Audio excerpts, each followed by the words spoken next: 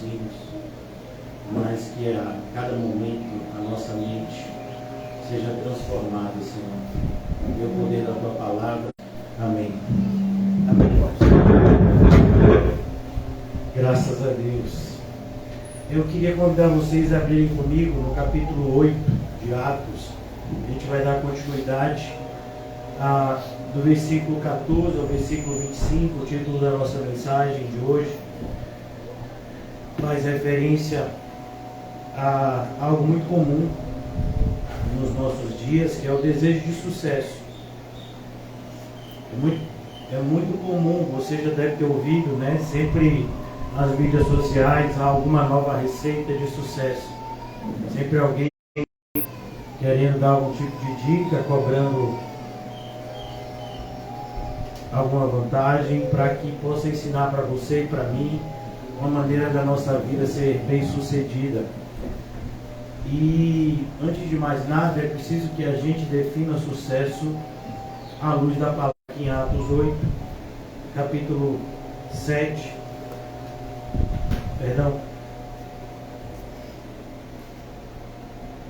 Evangelho de Mateus.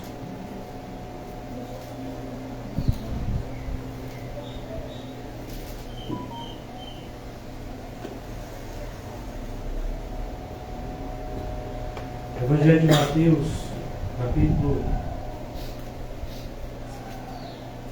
capítulo de número 7.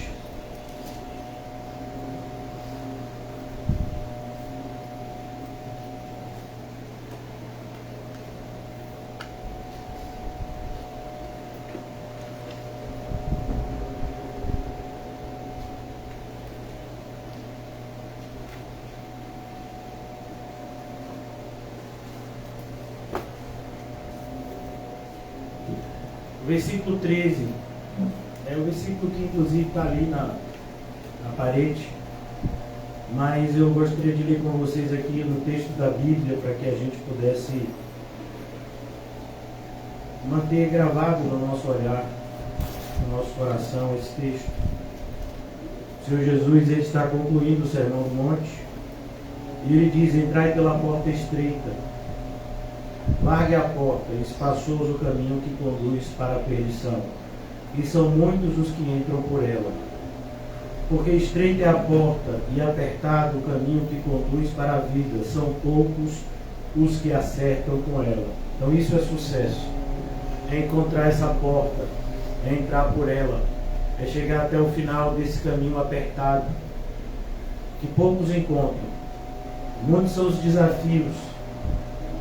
E mais adiante, eu queria abrir com vocês, agora no livro do Apocalipse.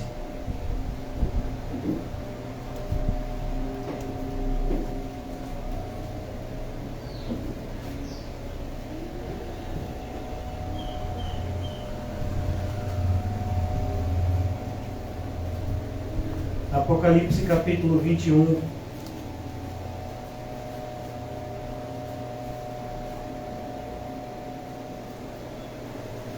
A partir do versículo 5, é isso que todos nós desejamos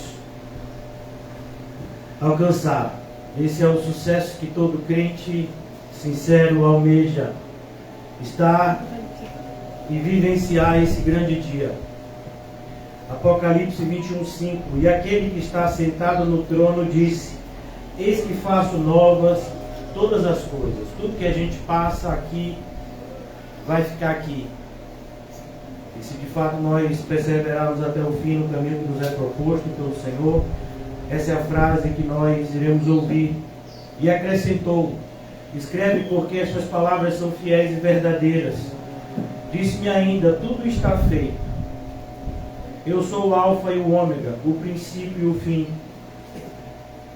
A quem tem sede, darei de graça da fonte da água da vida. Lembram-se do texto que a gente estudou recentemente, da mulher samaritana? O vencedor, esse é o verdadeiro sucesso. O vencedor, essa é a verdadeira vitória. Herdará todas as coisas. Percebe que a verdadeira vitória, ela não é conquistada, ela é herdada. E conquistar e herdar faz toda a diferença. Quando a gente herda alguma coisa, a gente não faz nada. A gente só herda. Quando a gente conquista, o mérito é nosso. Mas aqui nós vemos, é um vencedor. E o vencedor, de alguma forma, ele caminha, ele corre, ele participa da corrida, mas a vitória vem por meio de Cristo Jesus. Ela nos é dada. E esse é o grande paradoxo, um dos grandes paradoxos da fé. Parece que tudo depende de nós, e quando a gente consegue concretizar, a gente percebe que tudo veio de Deus. Todo esforço deve ser feito por nós para atingirmos o local, para atingirmos o objetivo que o Senhor tem para nós. Uma vez que chegamos nesse objetivo, entendemos que tudo foi de Deus. Foi Deus quem nos proporcionou toda a força, todo o vigor, toda a inteligência, todo o livramento para que a gente chegasse aonde deveríamos. O vencedor herdará estas coisas, e eu lhe serei Deus, e ele me será filho. Isso é sucesso. E agora eu vou dizer para vocês o que não é sucesso. Quanto, porém, aos covardes, isso não é sucesso. Não é sucesso você rejeitar a vontade de Deus porque você tem medo de ficar pobre, porque você tem medo de ficar doente, porque você tem algum tipo de medo que te afasta da verdade, você tem medo de dividir o evangelho com os outros e ser rejeitado. Isso não é sucesso. Demas amava o mundo e ele não obteve sucesso, não da parte de Deus. A gente vai ver um exemplo também de uma pessoa muito mal sucedida e rica, que é Simão. Como a gente falou ontem sobre ele, nós vamos continuar falando. Os incrédulos, aqueles que deixam de confiar em Deus e colocam a sua confiança naquilo que pode ser visto e tocado. A semelhança do que aconteceu com aquele povo que sai debaixo do grande poder de Deus manifestado lá no Egito, e ele agora está no deserto. Moisés está no monte, está orando por ele, por aquele povo, seu povo, e eles pedem que Arão faça um bezerro de ouro, para que eles possam ver um Deus que eles possam tocar, um Deus que eles possam manipular. É isso que a maioria dos evangélicos busca, um Deus que pode ser manipulado. Então, se eu fizer jejum, ele faz o que eu quero. Se eu der uma quantidade de dinheiro, ele faz o que eu quero. Se de alguma forma eu abrir mão temporariamente dos meus interesses, ele faz o que eu quero. Não, o Deus da Bíblia não pode ser manipulado. Pelo contrário, nós deveríamos estar debaixo da sua poderosa mão e nos tornarmos voluntariamente seus instrumentos. Quando, porém, aos incrédulos, aos abomináveis, tem pessoas que vão além da simples incredulidade e eles descobrem o que Deus odeia e eles fazem isso. Vou dar um exemplo para você. Uma coisa que Deus odeia: orações falsas, orações hipócritas. Deus odeia isso. Mas as pessoas fazem mesmo assim. Isso é abominação aos olhos do Senhor. Deus odeia que as pessoas estejam na sua casa por motivos mentirosos. Mas as pessoas ainda fazem isso. Isso é abominação aos assassinos. Nenhum assassinato é tão agressivo quanto o assassinato espiritual. Por isso que o Senhor Jesus diz: ai daquele que fizer tropeçar um dos meus pequeninos, melhor lhe fora ter atado no pescoço uma pedra de moinho e lhe fosse lançado no mar. Melhor lhe fora nunca ter nascido do que fazer parte de um assassinato espiritual, cooperar para a condenação de alguém. Nós somos chamados para cooperar no processo de salvação. Cooperar. A salvação vem de Deus e por sua livre graça e vontade Ele escolhe nos usar. Mas pessoas cooperam para a condenação. De que forma? Mau testemunho, evangelho falso e muitas outras coisas que afastam as pessoas da luz. Outra coisa, os impuros. Deus nos chama para uma vida santa e é assim que nós nos identificamos com Ele. Sede santo, porque eu sou o seu Deus e eu sou santo. Você quer ser como eu? Então seja santo. Você não vai poder ser como Deus em poder Você não vai poder ser como Deus em santidade plena, mas você pode buscar uma vida de separação espiritual e aí sim se tornar parecido com Deus de alguma forma. E somos incentivados por Deus para isso. Mas o mundo nos contamina, o mundo nos chama a uma vida de impureza e pior. Os irmãos que são jovens aqui, eu já sou idoso, né? Já estou no estatuto do idoso, os irmãos que são jovens aqui, a gente ouve pessoas que falam de impureza na igreja de uma forma até normal. É normal a pessoa namorar com várias pessoas na igreja. É normal paquera na igreja. Como assim é normal? Não entendi, isso não é normal. Isso é impureza. Então a gente tem que tomar muito cuidado. Aos feiticeiros, qualquer tipo de misticismo evangélico é feitiçaria. Não é o óleo ungido que cura ninguém, é a oração de fé. Não existe água ungida, não existe nenhum instrumento ungido. A gente já viu que não tem microfone ungido. Todo microfone que eu pego quebra, você já viu? Esse aqui já é o terceiro em 2 dias. Domingo, ontem, hoje. 3 dias. Tomara que não quebre, Senhor. Em nome de Jesus. Então, aos feiticeiros, não adianta, irmãos, não adianta você achar que é algum tipo de ritual. Ah não, eu acordo de manhã e eu faço aquela oração, sabe? Deus abençoa o meu dia. Se isso se tornou um ritual para você, isso é feitiçaria. Tem crente que se preocupa em acordar com o pé direito. Meu filho, e quem não tem nem pé, faz como? Tem crente que ainda olha o horóscopo. Esses dias me perguntaram qual é o seu signo. Eu disse, Jesus. Signo é significado, né? Eu sou de Jesus. Não, pastor, você nasceu em que mês? Eu sou de 14 de maio. Você é touro, pastor. Eu digo, só se for você, eu não. Não tenho signo. Né? Mas crentes que ainda olham para isso. Não, a minha cor da sorte é o vermelho. Ô, irmão, você é crente, pelo amor de Deus. Eu não gosto de contar as coisas para os outros porque dá azar. Você não é crente? O crente não acredita em azar e sorte. Não é Deus que é soberano? Então você vê que a gente diz que é crente, mas a gente fica, né? Ó, é melhor precaver. Né? Não, irmão, não é não. Você é crente. Tudo se fez novo. Não volte atrás. Não volte para onde Deus te tirou. Feiticeiros não herdarão o reino de Deus. Olha aqui, os idólatras, aqueles que criam o seu próprio Deus. Hoje em dia, se você quiser ouvir uma palestra motivacional, você vai se surpreender. Porque os maiores palestrantes motivacionais são os pastores evangélicos. Sabia disso? Esses pastores evangélicos da moda, eles são os palestrantes motivacionais do momento.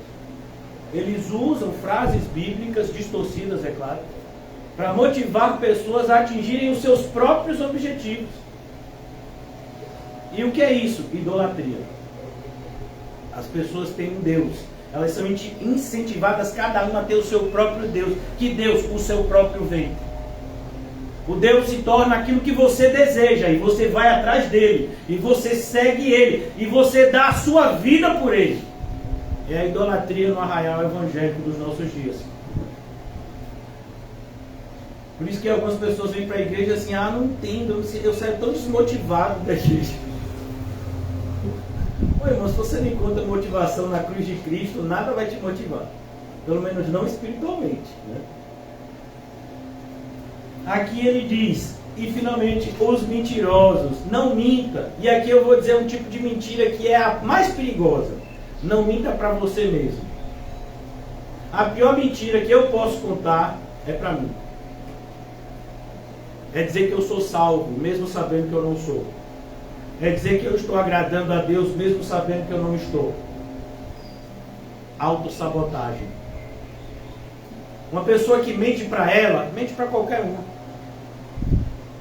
Então pare de mentir para você. Seja honesto consigo. Se você está longe de Deus, arrependa-se e volte. Mas enquanto a gente continuar nesse processo de autossabotagem, de autoengano, a gente vai de mal a pior. Então ele diz, os mentirosos, a parte que lhes cabe será no lago que arde de fogo e enxofre, a saber, a segunda morte. Por que eu li esse texto com vocês? Porque esse é o sucesso que a maioria dos evangélicos tem buscado. E eu não sei se de repente você pode ter sido tentado a buscar esse tipo de sucesso, que não é sucesso, de forma alguma, mas que tem sido apresentado, cobiçado, desejado, buscado, de todas as formas, pelos evangélicos dos nossos dias, como sucesso. Te darei o que desejardes, se você me adorar. Quem disse isso é o diabo, não é Deus. Então, Atos capítulo 8, vamos ver se a gente consegue concluir essa passagem. Tem uns 3 encontros que a gente está nela. A partir do versículo 14, essa passagem começa no versículo 9, os discípulos descendo para Samaria.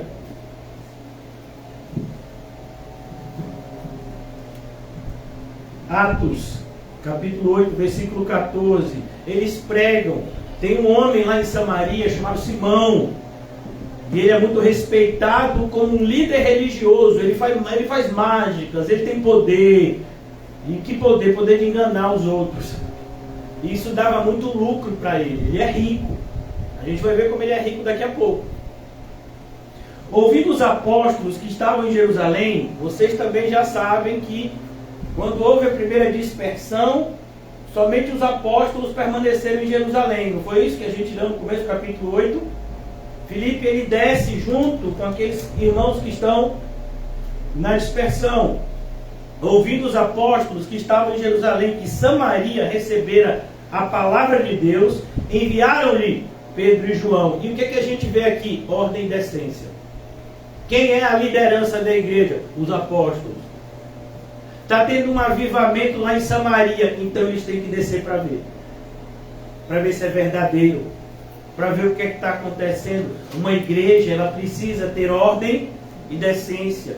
A igreja nunca foi, nunca será todo mundo fazendo o que quer ao mesmo tempo. Não pode. Isso é baderna. Isso é anarquia. Nós não vivemos debaixo de anarquia. Para aqueles que não sabem, anarquia é um tipo de governo. Vocês que estão em idade escolar, é um governo sem governo. Daí o nome anarquia. Mas nós sabemos que vivemos debaixo de uma teocracia. Há um governo, e esse governo pertence a Deus. E ele escolhe homens, preste atenção, homens, exclusivamente homens, para liderar a sua igreja, enquanto ele vem buscá-la. É assim que ele quis. Qualquer coisa fora disso não é bíblico. Por mais que as pessoas tenham dificuldade de se relacionar com essa verdade, é verdade. E o que nós podemos contra a verdade? Nada. Então aqui Pedro e João, eles vão lá, eles vão testificar se de fato o que está acontecendo ali é um avivamento. Os quais descendo para lá, oraram por eles, para que recebessem o Espírito Santo. E aqui é importante a gente entender, se uma pessoa crê, já foi pelo Espírito Santo. O que está acontecendo aqui? É uma evidência externa de que agora a segunda etapa que o próprio Jesus havia predito está acontecendo. Jesus disse, olha, vai ser assim, vocês primeiro vão pregar em Jerusalém, vocês vão alcançar os arredores de Jerusalém, que é a Judéia, depois vocês vão para Samaria, e de Samaria até os confins da terra. O Senhor Jesus diz isso em Atos 1, a gente repetiu algumas vezes isso, Atos 1:8. E agora essa segunda etapa está iniciando. E qual é a manifestação de Deus? De que é esta segunda etapa que está iniciando e eles estão presenciando isso. Uma externalização do Espírito Santo que já estava neles. Porque eles não poderiam crer para a salvação sem o Espírito. Então a gente tem que saber separar dons externos de ter o Espírito Santo para a salvação, irmãos. E o que a gente busca? Dons externos ou Espírito Santo para a salvação? Salvação. Então cuidado. Porquanto não havia ainda descido sobre nenhum deles, mas somente haviam sido batizados em nome do Senhor Jesus. E a ideia aqui é essa externalização que confirmava a palavra do Senhor Jesus em relação ao ID. E para a gente entender como isso é difícil, nós, no século XXI, com toda a tecnologia, com toda a facilidade, é tão difícil para a gente cumprir o ID na nossa cidade. Imagine você cumprir o ID no século I, com todas as limitações, línguas diferentes.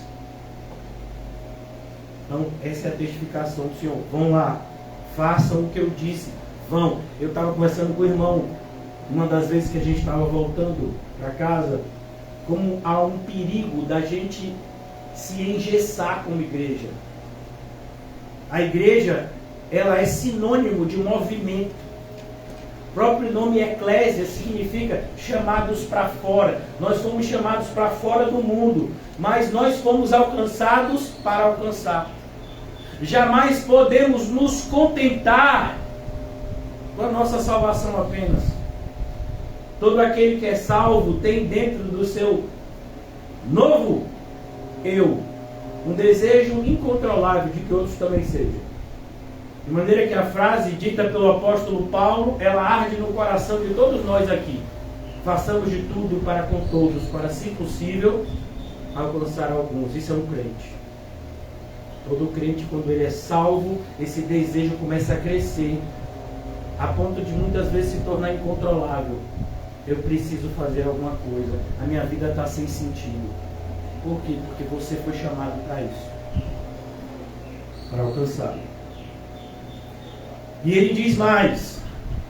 Então, versículo 17. Então lhes impunham as mãos e recebiam estes o Espírito Santo. Era a maneira como se agia naquela época em relação à concordância.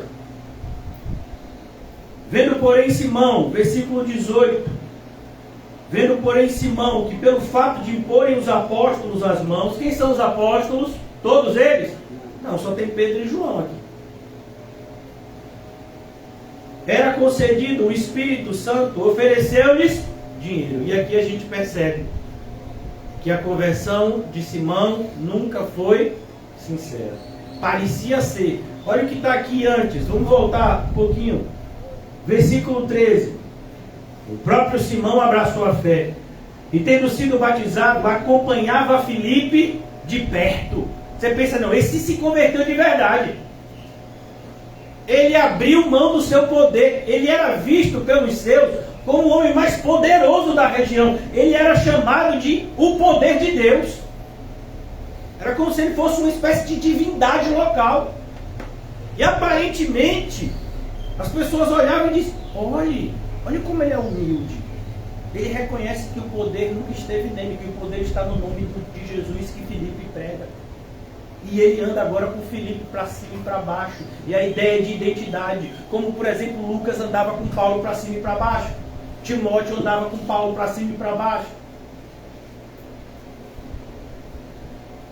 observando extasiado os sinais e grandes milagres praticados.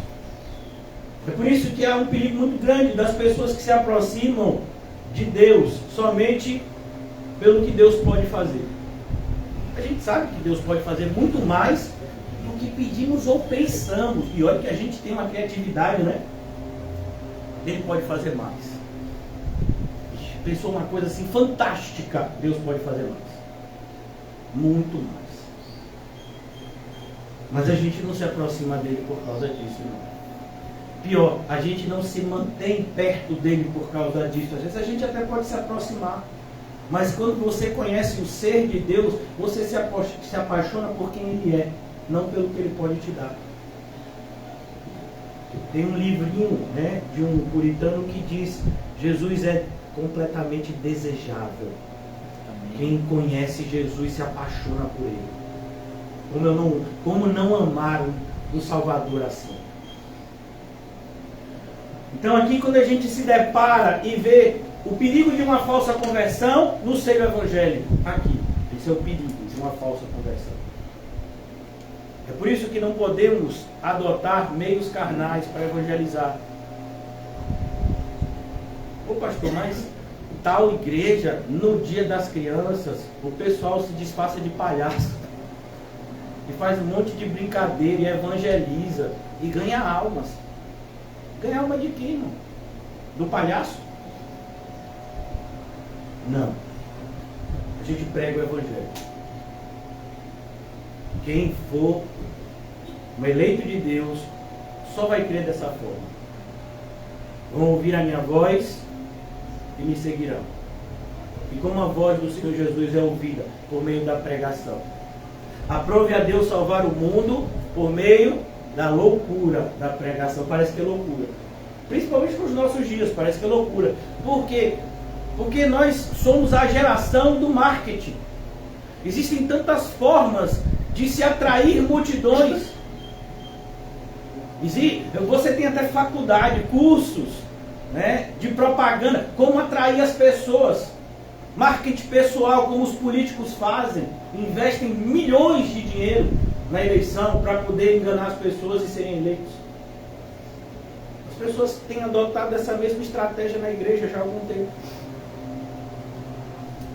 Campanha massiva nas rádios, propagandas de curas, milagres, promessas de que a vida da pessoa vai mudar pelo simples fato de adentrar um local santo.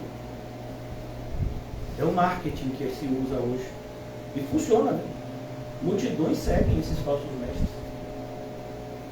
E por que a gente não adota? Porque a gente não é falso mestre. A gente não é falso crente. Nós não somos uma falsa igreja. Nós andamos pelo antigo caminho, pois é o único caminho seguro. Mas esse caminho é muito antiquado. É muito antiquado. Pois é, mas é o único que é seguro. Desde a época de Jeremias já era o antigo caminho. Imagine, Jeremias viveu 700 anos antes de Cristo. Não, 580, 600 anos antes de Cristo. Jeremias viveu. Já era antigo caminho. Faça as contas. 2.600 anos. Já era antigo. Atrás. Pois é, esse é o único caminho seguro. Para todos nós. Nada de modernidade, irmãos. É segurança para nós ouvirmos as mesmas pregações. Por isso que às vezes você pode ter acesso a uma pregação escrita ou falada de pastores, né, verdadeiros do passado, como Spurgeon, J.C. Riley e muitos outros nomes, de homens de Deus do passado, que hoje têm as suas obras, né, literárias traduzidas para o português e muitas vezes até dublada por algumas pessoas. E você diz assim, mas está se pregando algo muito parecido na igreja. Não tem que ser muito parecido, não, tem que ser igual. Tem que ser a mesma palavra, o mesmo espírito. Igual a pregação lá de Paulo, de Pedro, João. Se mudar qualquer coisa, se modernizar o evangelho, já não é mais evangelho. Já é outra coisa. Então a gente não moderniza aquilo que é perfeito. A gente não muda o que é perfeito. A gente é que precisa ser mudado por aquilo que é perfeito. De que forma? Pelo evangelho perfeito, nós que somos imperfeitos, somos aperfeiçoados. De glória em glória. Crescendo na graça e no conhecimento do Senhor Jesus. A cada pregação. Então aqui, esse Simão, ele revela aquilo que temporariamente ele conseguiu ocultar. É por isso que a gente vai ver na igreja, e a gente já viu, eu tenho 12 anos de pastor, já vi muitas vezes, pessoas que conseguiram ocultar esse tipo de amor pelo sucesso secular durante algum tempo. 1 ano, 2, 3, 4, 5. Rapaz, tu não é crente. Você viu? E daqui a pouco você viu que não é não. Como foi que ele fez? Ele viu o verdadeiro poder de Deus sendo manifestado. Então ele propôs um negócio. Já disse para os irmãos, foi daqui que surgiu o termo simonia. Então quando você tenta comprar coisas espiritualmente falando, simonia, esse termo, muito praticado pela Igreja Católica na Idade Média. Você comprava cargos, né, como de cardeal, por meio de dinheiro, porque naquela época você ter um cargo eclesiástico era um sinal de poder, então as pessoas compravam com dinheiro isso. Daí que surgem as famosas indulgências.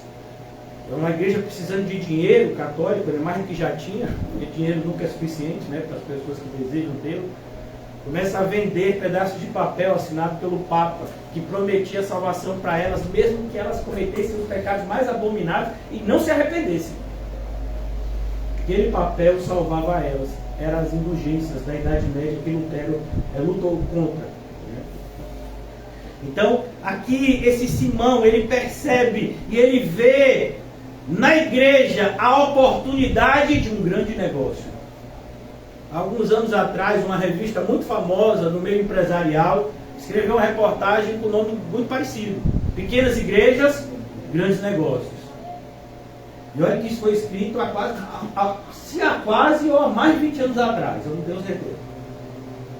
O cenário hoje está muito mais, né? Nessa época, as igrejas evangélicas hoje poderosas, né, e milionárias, multimilionárias, não eram tantas como são hoje. E já se dizia: pequenas igrejas, grandes negócios.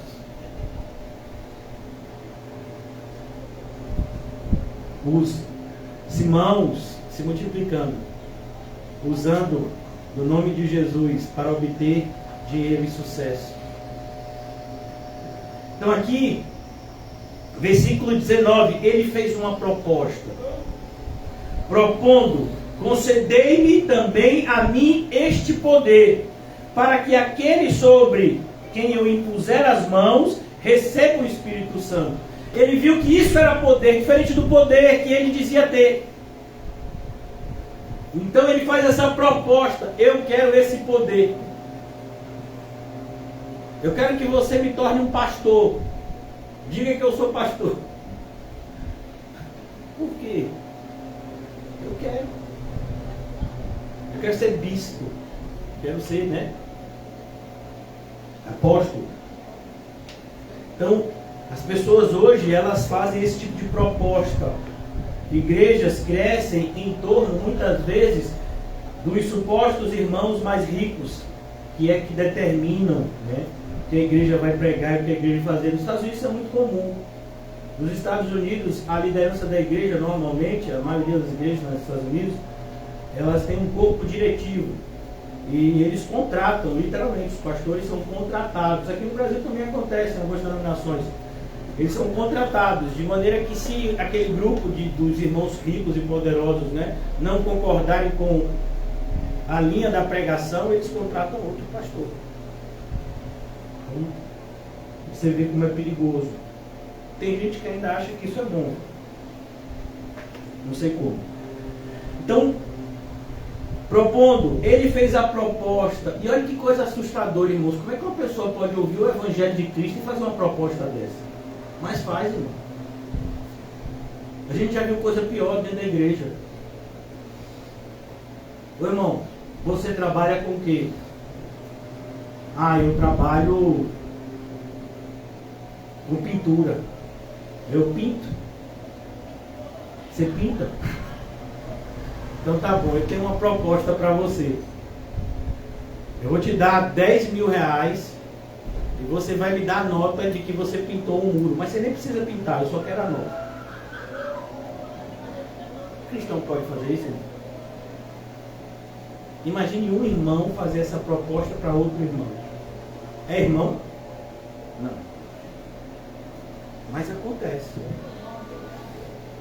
Então a gente tem que tomar muito cuidado. As más companhias corrompem os bons costumes. Cuidado com aquele que, dizendo-se irmão, e vocês já sabem o rol, né? Está lá em 1 de Coríntios. Então cuidado, porque são esses os irmãos que continuam presentes, achando que podem fazer o que quer na igreja e que não vai ter nenhuma consequência. Por quê, irmãos? Porque aqui a gente não prende ninguém, aqui a gente não bate ninguém, a gente não expulsa ninguém da igreja, a gente não proíbe ninguém de entrar. Entra quem quiser. Senta, ouve, a gente não proíbe nada. Mas isso significa que Deus não está vendo? Significa? Não, pelo contrário. Quando a gente toma essa postura de servo, que deve ser a nossa, aí a gente declara: há um Senhor. Ele está vendo tudo o que fazemos aqui dentro. E esse Senhor, ele tem olhos como chama de fogo. Da sua boca sai uma espada afiada. O próprio Satanás será destruído pelo sopro na sua boca. Olha a responsabilidade que a gente tem que ter aqui dentro. Olha a responsabilidade que a gente tem que ter em relação a dar um bom testemunho. Para que o reino de Deus não seja difamado. Para que o seu santo evangelho não seja difamado. Para que o nome de Cristo não seja difamado. E aqui a gente vê como a postura de Simão é muito parecida com a postura de Ananias e Safira. Olhe como o dinheiro continua sendo a raiz de todos os males. Percebeu? Toda vez que a gente vê algum tipo de manifestação maligna na igreja, tem sempre dinheiro envolvido. Vou dar um outro exemplo. 3 coisas que já aconteceram aqui em Atos. A gente está no capítulo 8. A primeira delas a gente viu as pessoas reclamando por conta de alimento. Ah, fulano está recebendo mais comida que eu. E aí teve que ser resolvido aquele problema. Mas olha que coisa triste. Irmãos brigarem por causa de alimento. Depois, Ananias e Safira. Ah, tem gente que vende uma propriedade, dá na igreja, mostrando que realmente acredita naquilo que está sendo pregado. O reino de Deus chegou. E essas pessoas, elas são vistas como pessoas que dão um bom testemunho. Eu também quero esse tipo de fama para mim, de boa fama. E isso é uma boa fama. Isso é bom. Mas isso é bom se isso for feito de forma honesta, sincera, sem falsidade, sem hipocrisia, sem dissimulação. Ananias e Safira fizeram da forma errada e foram mortos. E a fala de Pedro foi: porque Satanás encheu o seu coração. E o que estava envolvido ali? Dinheiro. Agora, a terceira vez, Satanás tenta atingir a igreja. A primeira, colocando um irmão contra outro por causa de comida. A segunda, falsidade. A terceira, aqui, pessoas tentando comprar o favor de Deus. Olha que coisa. Como o dinheiro é perigoso. Como o amor ao dinheiro continua e sempre será a raiz de todos os males, porque a palavra de Deus é eterna. Então aquilo que foi escrito lá em 1 Timóteo 6 é eterno. O amor ao dinheiro é a raiz de todos os males. A raiz, irmãos, é aquilo que fica por baixo. Então, às vezes a gente vê algo externo e esse negócio não está indo bem. Mas se você for olhar na raiz, tem sempre amor ao dinheiro envolvido. Às vezes a gente acha que não, mas está lá envolvido. Tem sempre alguma coisa a ver com riqueza. Desejo de. Propondo, concedei-me também a mim este poder. A gente tem autonomia para isso, irmãos? Não. Eu não determino nada em relação a como o Espírito Santo de Deus vai se manifestar no nosso meio. Quem determina é Ele, inclusive como Ele vai me usar. Só apenas um servo. Deveríamos nos ver assim. Isso para nós já deveria ser motivo de toda alegria. Servos de Deus. Será que existe algo maior que o homem possa alcançar aqui na terra? Não, não existe. Mas aqui ele quer se tornar patrão. E é a mesma coisa. A gente falou sobre isso ontem, lá no Éden. Como foi que Satanás convenceu a Eva? Deus não quer que você coma do fruto do conhecimento do mal, porque senão você vai se tornar como ele. Então é isso que as pessoas buscam hoje em dia na igreja. Elas querem ser deuses. A palavra delas é que tem que ser o ponto final. Não, eu acho que é desse jeito e ponto. Sou eu que determino. Mas a Bíblia está dizendo que é outra direção. Não quero saber, sou eu. Não gostou? Vai embora. As pessoas ainda buscam isso. Elas buscam um Deus que elas possam forjar segundo a sua conveniência. Imagine, pleno século XXI. Pois é. E a multiplicação da maldade tem feito com que as pessoas façam isso com mais frequência. É muito mais comum do que a gente imagina. Crentes que têm o seu próprio Deus, totalmente diferente do da Bíblia. Ah, o seu Deus não deixa você fazer isso? Não, o meu deixa. O seu Deus não deixa? Ah, o meu deixa. Ah, não deixa? Ah, o meu deixa. Então, cuidado. Olha a resposta de Pedro. Como você reagiria se alguém quisesse te dar dinheiro?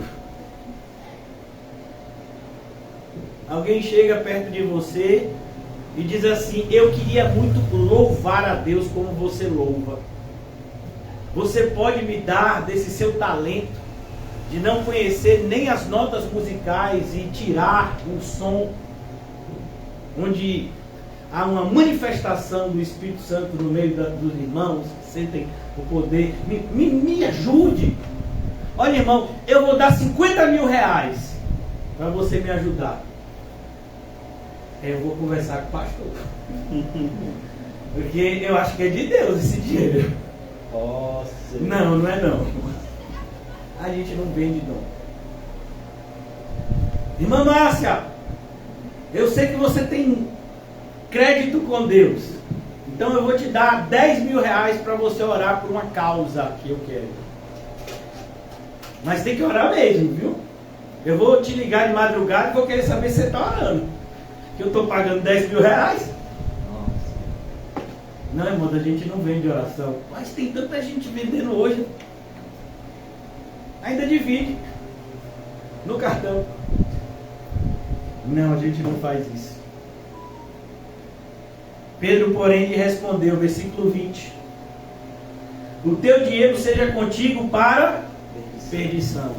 Tem gente que diz: rapaz, eu quero 1 milhão de reais para perdição. Quem estiver achando ruim ter dinheiro, pode enviar no meu Pix. Eu vou deixar logo o Pix aqui. Está repreendido, irmão.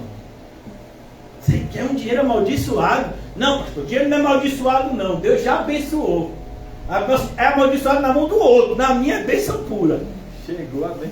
A maldição vai embora. Já vai embora. Eu só vou usar para fazer o bem. Ó Senhor Jesus. Eu tenho plena convicção que nessa parte eu sou tratado. Se hoje em dia acreditasse na minha conta 10 milhões de reais, eu não ia mudar uma vírgula da minha vida. Ai, ai. Eu seria o mesmo crente que eu sou hoje. Aleluia! É mesmo. Então você não se conhece direito. É verdade. Pedro, porém, lhe respondeu: o teu dinheiro seja contigo para perdição. Mais uma vez, preste atenção, o dinheiro não é amaldiçoado por si só, irmãos. Mas nós somos pessoas extremamente influenciadas por ele. Prova disso, irmãos, a gente não precisa ir muito longe, eu não preciso usar de complexidade de argumentação para vocês, não. Basta você andar na rua e ver uma nota de 100 reais.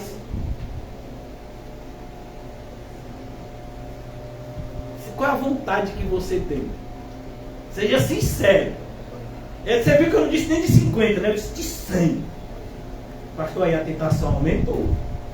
Mas teve uma vez que você disse de 50 eu já estou provado, eu já estou aprovado. Mas de 100, pastor, aquela azul que você vê até no escuro. É azul, né? De 100 reais. Os irmãos que conhecem. Né? É azul, né? Você tem uma nota de 100 e não tem ninguém, tem um pé de gente na rua. E você bate o olho, é 100 reais. Quanto é que dá o gás, Paulo? 130 mil reais. Eita! Olha, meu. O irmão estava orando.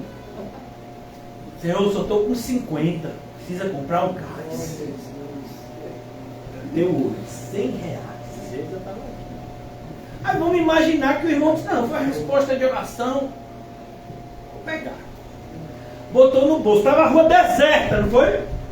De repente volta alguém e diz: meu Deus, eu perdi os 100 reais. Foi mesmo, irmão, nem vi. Mas você não está pro lado de lá. Porque eu achei até uns 100 reais, mas era meu, foi Deus que enviou, não é seu não. 100 reais, irmão, muda a gente. Agora imagine 100 mil reais. 100 milhões de reais. Pastor, para. Meu irmão, o diabo tem. Por que essa tentação não chega até nós? Porque Deus sabe que a gente não aguentaria. E aí Ele não manda uma prova maior do que a gente possa suportar. Então, graças a Deus, o Senhor nunca mandou uns 100 mil assim para mim. Não manda não, viu, pai? O Senhor conhece, sabe que o negócio aqui é complicado. O que é isso? Sinceridade.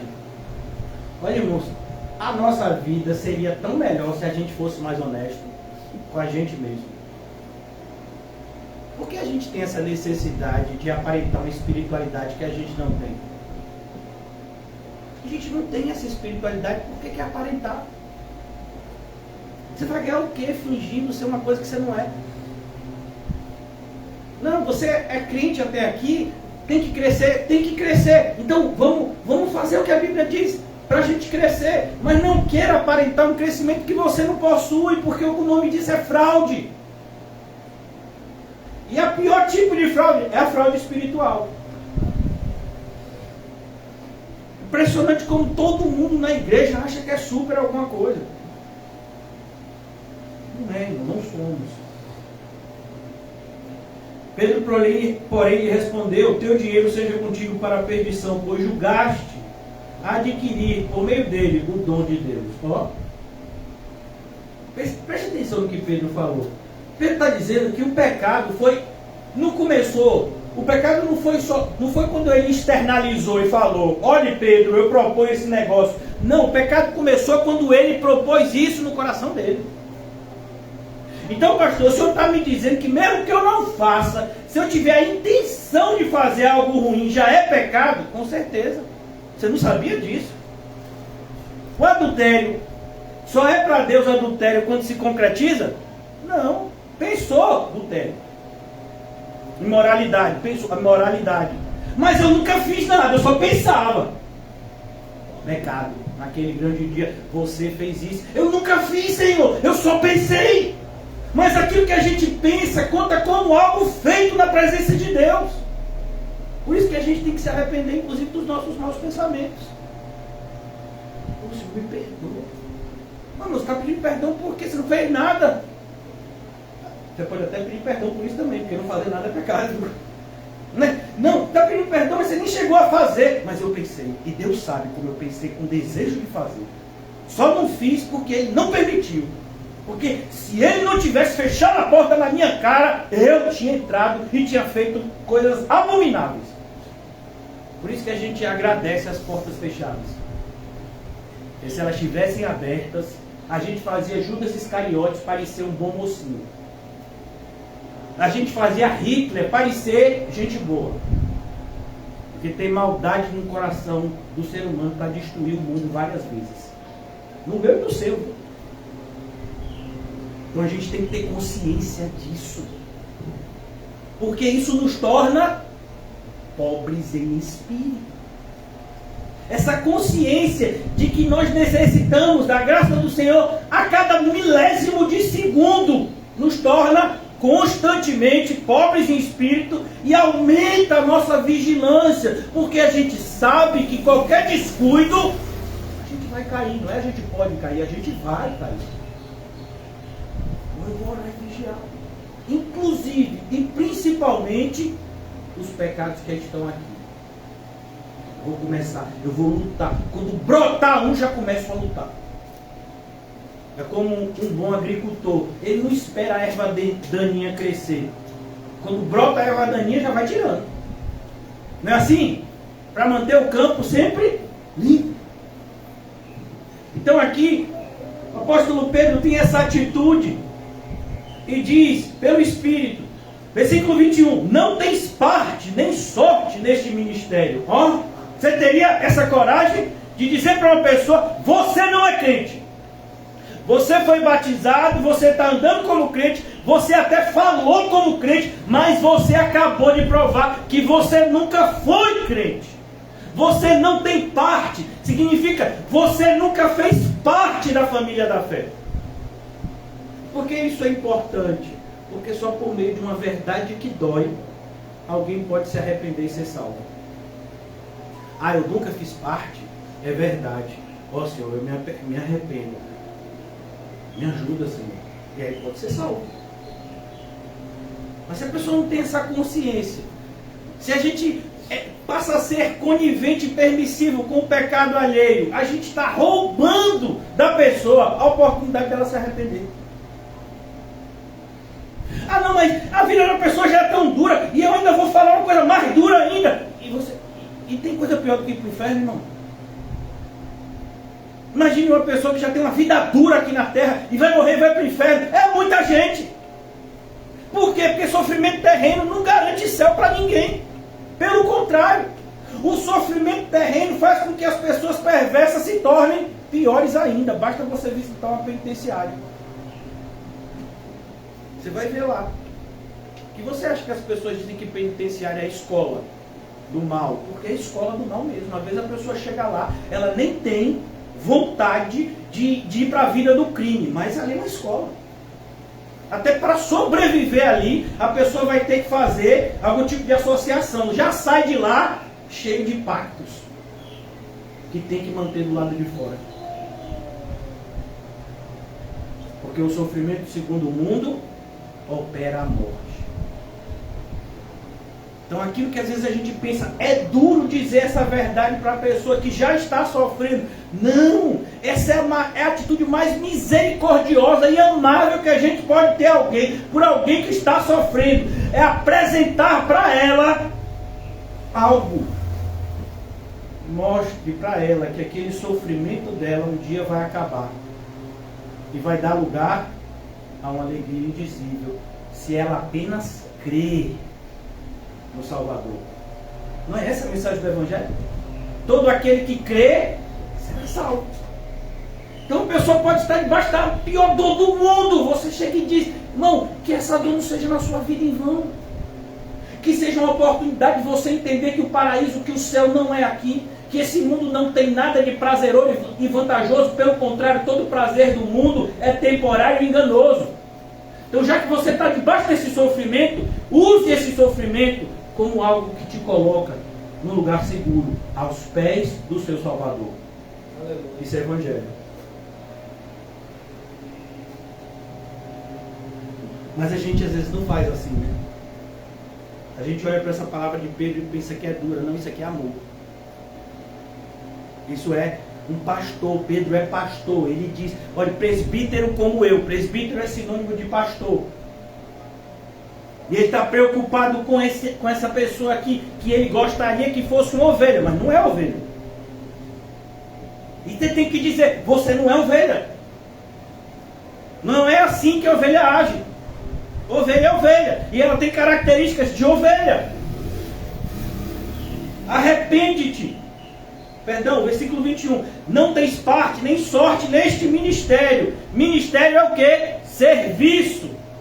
Qualquer pessoa pode servir a Deus? Não!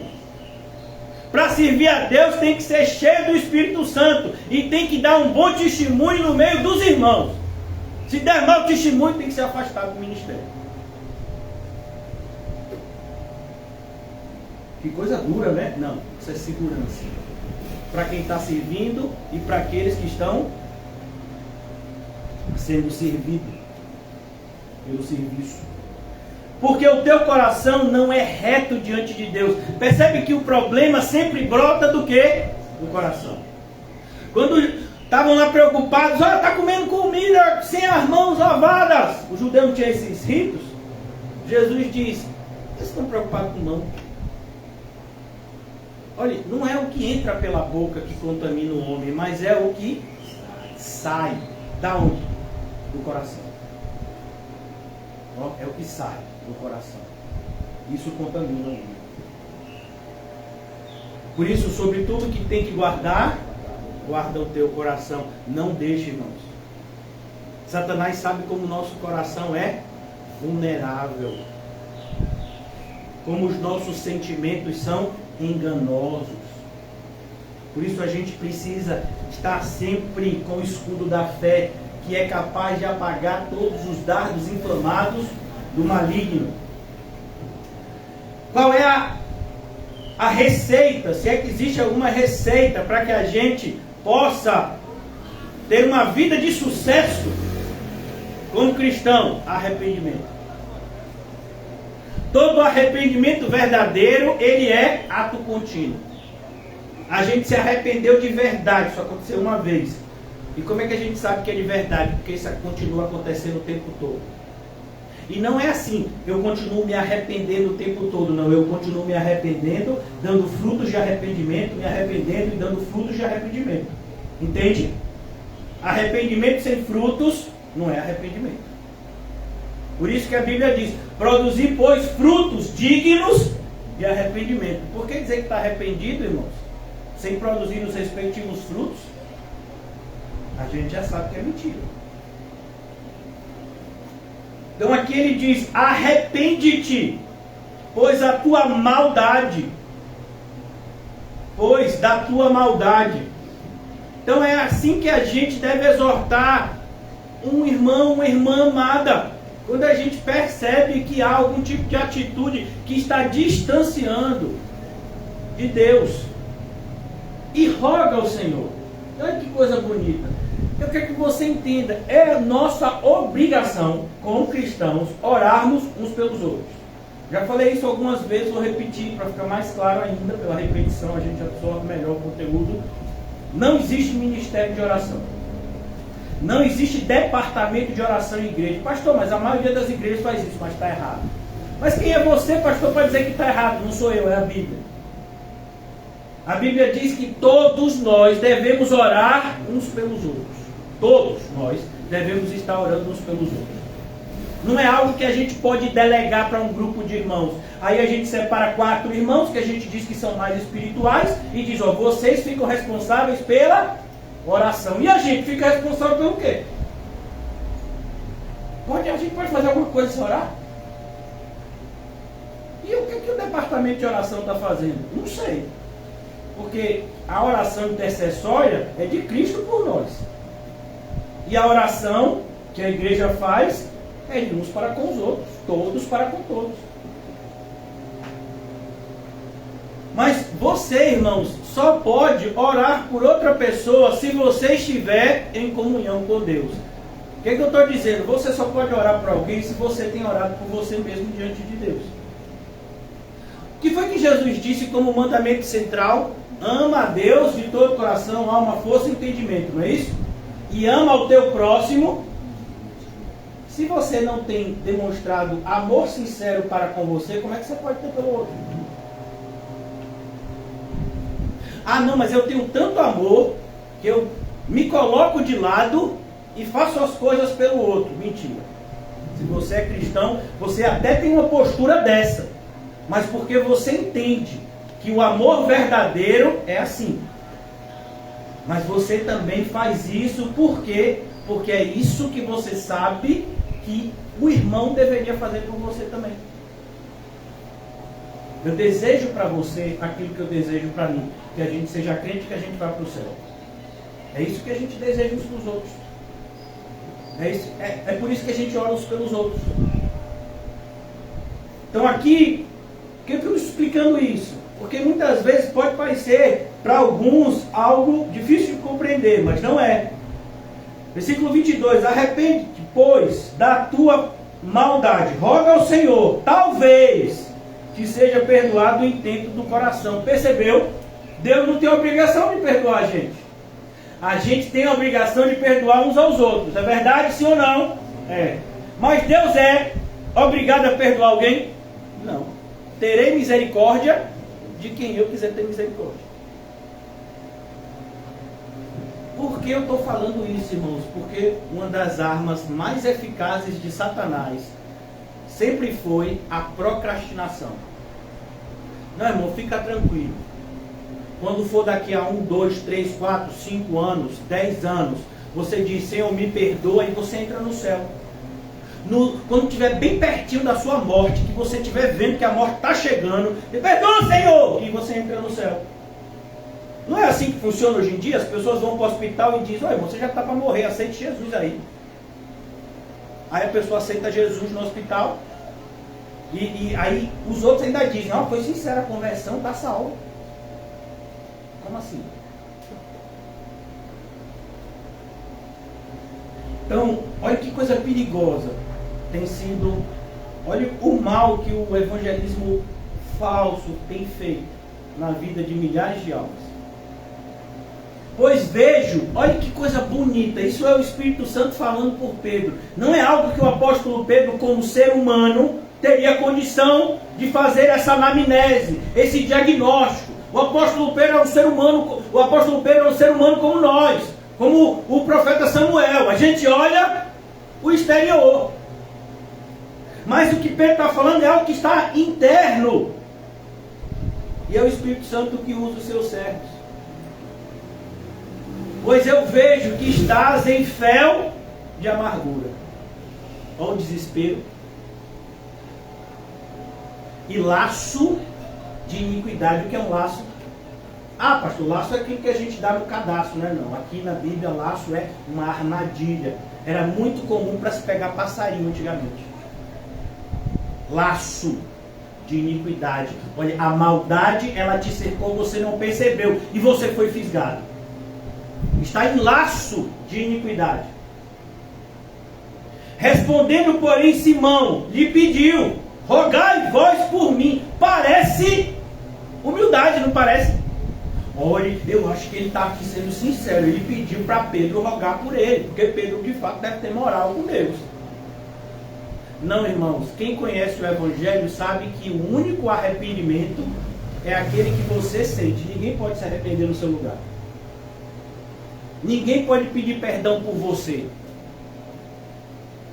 Não existe procuração para arrependimento. O irmão me deu a procuração, disse que eu posso me arrepender por ele, viu? Você vê até casamento por procuração, sabia?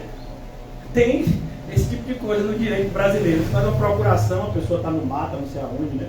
Dá uma procuração para alguém, a pessoa casa no lugar, né? Até pelos meios legais, né? Para a pessoa poder contar o tempo de que tem a casa junto, que tem isso junto, né? Existe isso no meio jurídico. Mas no meio espiritual não existe. Não tem esse negócio de procuração para se arrepender. Irmãos, a gente não pode se arrepender pelos nossos filhos. Imagine uma mãe, um filho sair de dentro dela. Ô Senhor, meu filho não sabe o que está fazendo. Sabe? Pecado. Tem que se arrepender. Ele tem que se arrepender. Não foi ele que fez? Ô Senhor, mas eu me arrependo por ele. O que o Senhor tiver que dar nele, dá em mim. Não é assim que funciona. Cada um dará conta do seu próprio pecado. Não é o que diz a Bíblia? É ou não, irmãos? Então o que ele está dizendo aqui? Eu não tenho arrependimento, Pedro, mas olha aí por mim, vai que dá certo. E é assim que a gente tem visto na igreja. Quando a pessoa chega para a gente, eu já presenciei várias vezes isso. Pastor, olha aí por mim por causa disso e disso. Aí você diz, por que você não está orando? Porque muitas vezes o coração da pessoa está cheio de maldade, rancor, ódio. E a pessoa sabe que não tem condição de orar. E apresentar, Deus não está arrependida. A gente tem que se arrepender, irmão. Quando alguma pessoa fizer o mal a você, só vai ser mal para você se você permitir que aquele mal contamine o seu coração. Pode ser a pior perversidade. Se você não permitir que aquilo contamine o seu coração, tudo cooperará para o bem. Por isso, a atitude mais sábia do ponto de vista cristão, quando ele é alvo de uma injúria, calúnia, difamação ou violência, até do ponto de vista físico, qual é? Perdoar. Quando? Imediatamente. A pessoa fez o mal a mim agora. Quando é que eu vou perdoar? Agora. Pastor, mas eu estou preparado para perdoar agora. Me dá 5 minutos, não pode. Daqui a 5 minutos aí já é, ó, monstro. Você já viu a avalanche como é? Em questão de segundos, uma pequena quantidade de neve começa a se juntar e se transforma numa onda imensa que sai levando tudo que tem pela frente. Pois é, isso é a falta de perdão no nosso coração. Você não perdoa imediatamente, Depois de 5 minutos você já está disposto a matar a pessoa. A maldade vai se multiplicando dentro de você em frações de segundos. Não deixe o sol se pôr sobre a sua ira. Então cuidado, irmãos. O perdão não é opcional. E o ato de perdoar, ele abençoa principalmente a pessoa que perdoa, que mantém o seu coração sempre limpo. As pessoas acham que é bobo, né? Quem perdoa, porque é isso mesmo. O que é inteligência para o mundo é loucura para Deus. E o que é sabedoria para Deus é o que para o mundo? Loucura.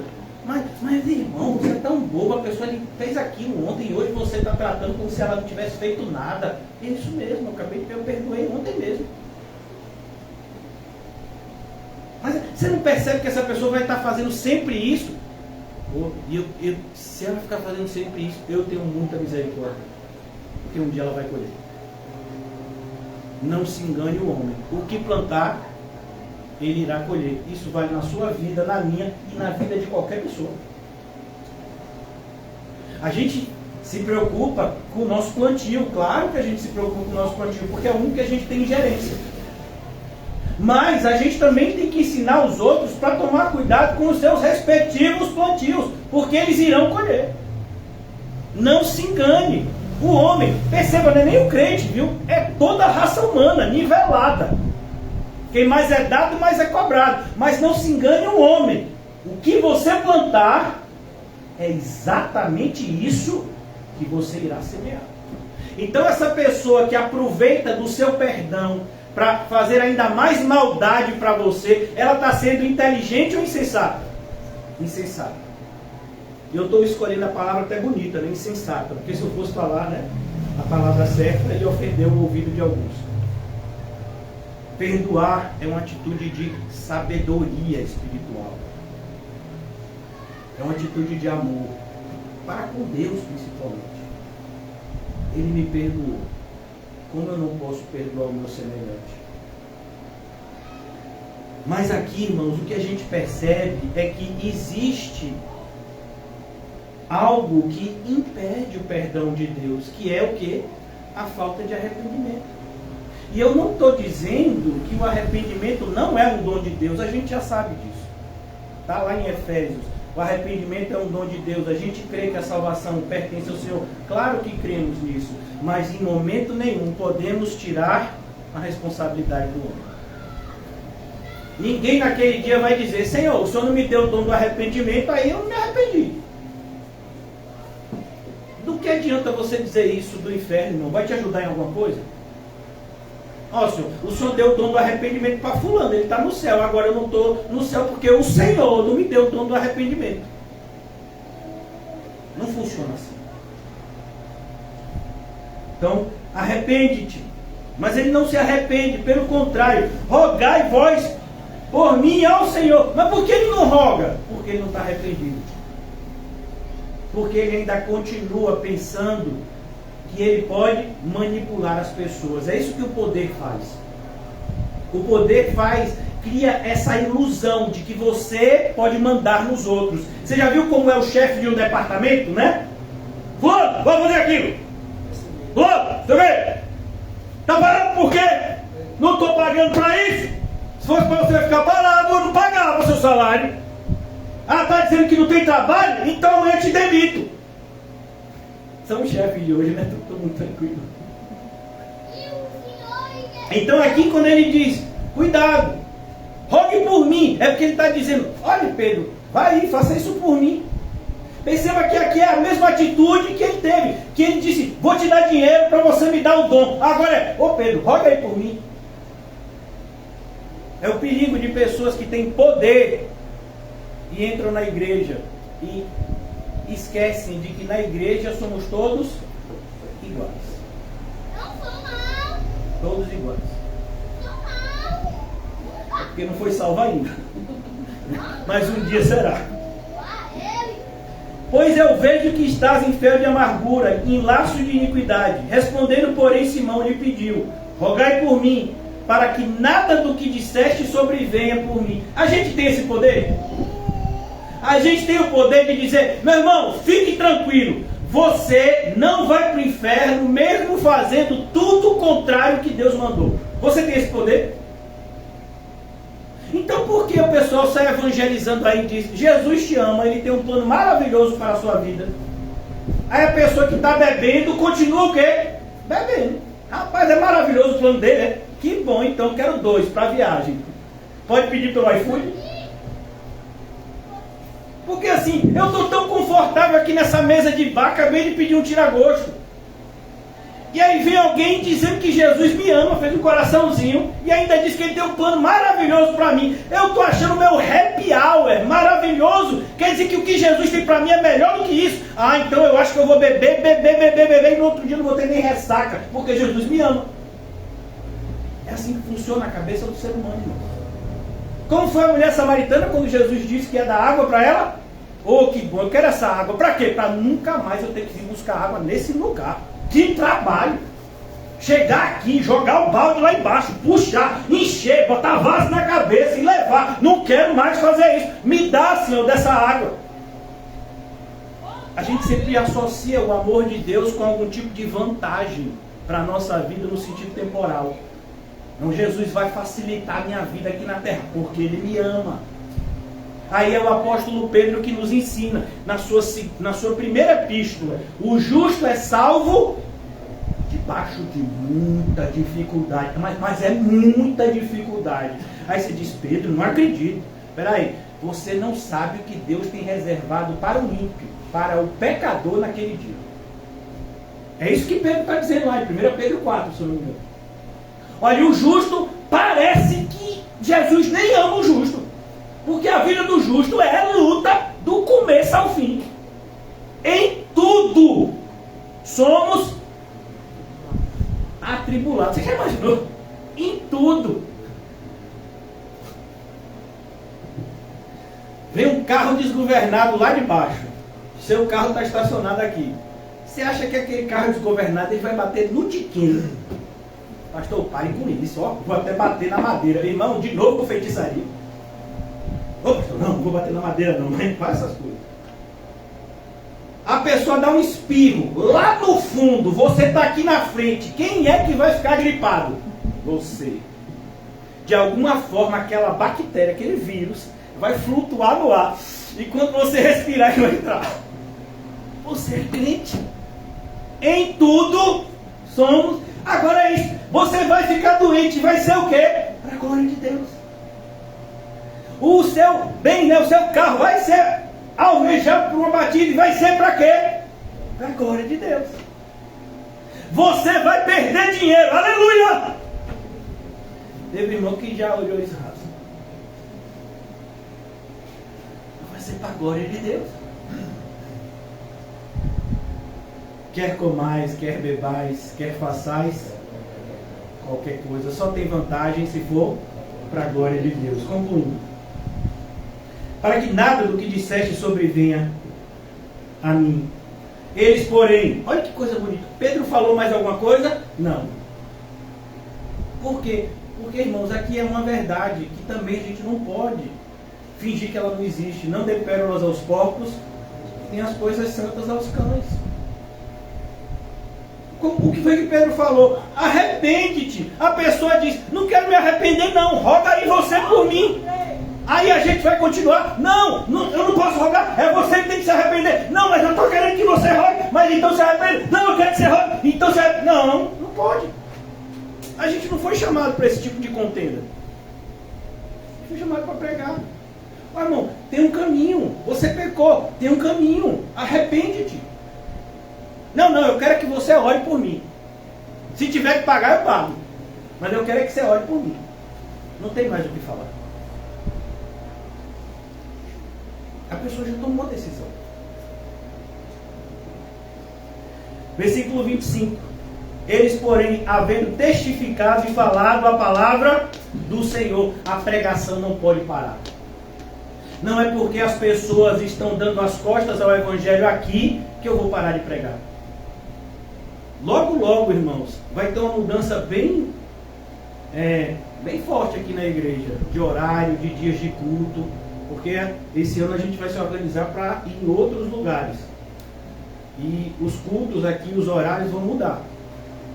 Na hora certa eu vou dizer. Por quê? Porque a gente já foi direcionado, o evangelho já foi pregado aqui de tantas formas, de tantas vezes. E as pessoas daqui já demonstraram que não, já entendi, mas só entendi, mas não vou, então tá bom, a gente vai para outros lugares. Não tem problema nenhum. A pregação não para. O Senhor chamou a você e a mim, principalmente a mim, que sou chamado para pregar publicamente a palavra de Deus. Pregue a toda criatura. Vocês já ouviram tanto a palavra de Deus a ponto de muitas vezes ficar olhando para o relógio e dizer: meu Deus, que pregação demorada. Então, ouviram. Quer mais o quê? Eles, porém, havendo testificado e falado a palavra do Senhor, voltaram para Jerusalém e evangelizavam em muitas aldeias dos samaritanos. Percebeu?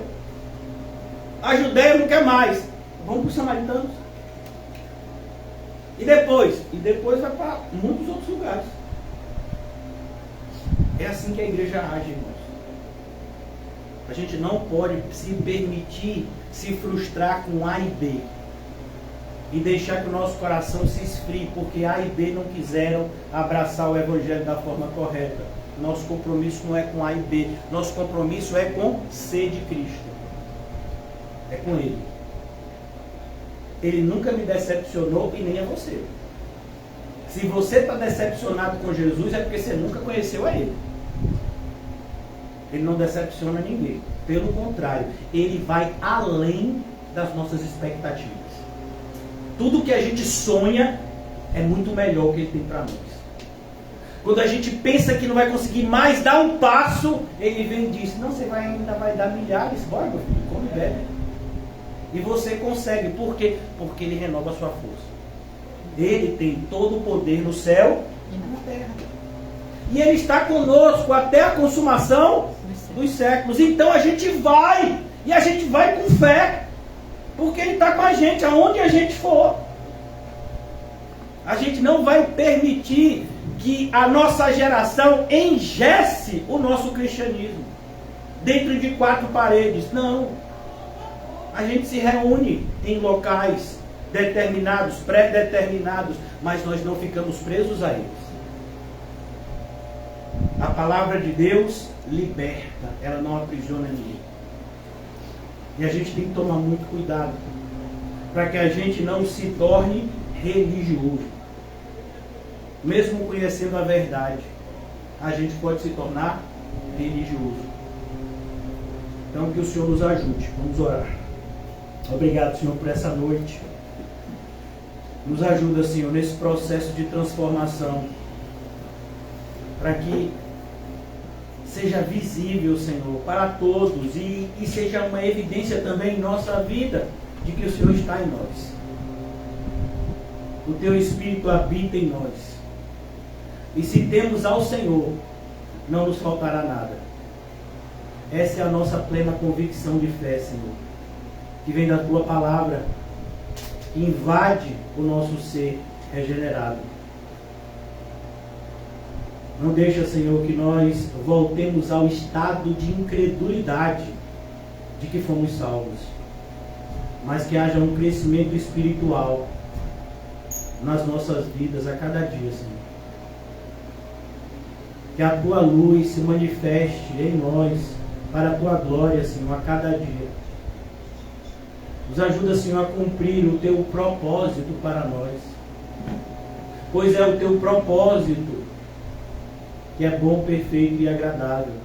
Nos livra, Senhor, daqueles pensamentos que parecem ótimos na nossa mente, mas são caminhos de morte. Não nos deixa refém de pensamentos e sentimentos que temos alimentado e que tem nos distanciado da Tua vontade, Senhor. A começar de mim, Senhor.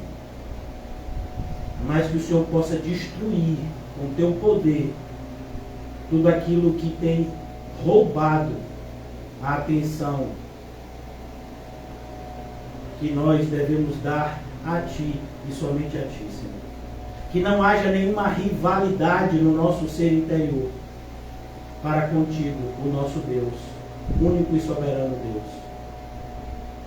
Ó Senhor, que sejamos contados como verdadeiros adoradores, hoje e sempre, te adorando em espírito e em verdade, aqui na terra, e muito mais, quando, pelo teu poder inefável, formos transportados para as nossas moradas eternas do céu ao teu lado, Senhor. Esse é o sucesso que nós queremos ter, Senhor. Ouvir dos teus lábios: vinde benditos de meu Pai. É tudo o que queremos, Senhor. Nos ajuda a chegar nesse dia e a ouvir estas palavras. Em nome de Jesus, amém. E graças a Deus. Que Deus abençoe vocês e os leve em segurança. Amém. Aleluia! Aleluia.